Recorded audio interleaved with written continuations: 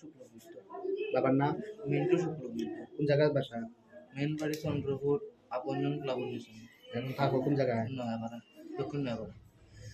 কি কাজ করো? রাজমিস্ত্রি ছিল। এটা হয়েছে ঘটনা?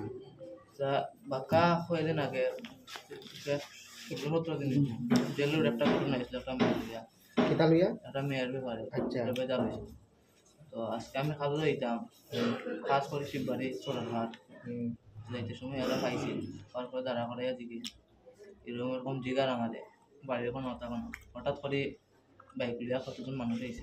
আচ্ছা। তারপরে ডাইরেক্ট কাছে বান এরে বানার পরে কয়েছে চুরি করছে, চুরের উপরে বাঞ্চন বান্ধার পরে এটা কইছে, প্রথম জিজ্ঞাসা এরা আমাদের যে তুই এরা মারলে কেন? তারপর এটা কইছে না এরকম করলে এটা অন্য কিছু মারছিলা যারা কারে? এর নাম প্রথম রতন কিটা? রতন রে মারছো কবে মারছো? 16-17 দিন হইল। 16-17 দিন আগে। কোন জায়গার ছেলে সে? জেলুর জেল রোড বাসা। কিতার লেগে মারছিল? এটা মেয়ের ব্যাপার। এটা মেয়ের ব্যাপারে। এটা বালাবাই জানি মেটার নাকি? না, তে এটা আমরা বন্ধুরও লিয়াবে যা। তো তুমি মারাত গেলা এই লাগে? না, ওই তো বের তো মেয়েটা আমার বোন। বোন লাগে তো? ওটা কইবা তো মেয়েটা তোমার বোন লাগে। আচ্ছা। তুমি এটা মধ্যে তোমার বন্ধু বান্ধবের লেগে এনগেজ হইছো? হ্যাঁ। বোনের বয়স কত? 17 তো। কিতা লইয়া ঝগড়াটা লাগছে কিতা লইয়া?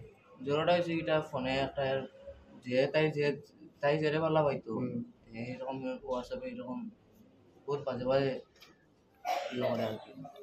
এটা কি তোমারে কইছে এরকম? ভাই তাই লোক আমি পুরো ফ্রি। আচ্ছা। তাই আমার কইছে যে ভাই এরকম এরকম একটা ছেলে এরকম করে। তাইটা কইছে না যে তাই বয়ফ্রেন্ড এটা। আচ্ছা, তখন তুমি ছেলেটারে মারছো? হ্যাঁ। জেল রোডে মারছো? হ্যাঁ, মারছি। Jail road. রতন রে? হ্যাঁ।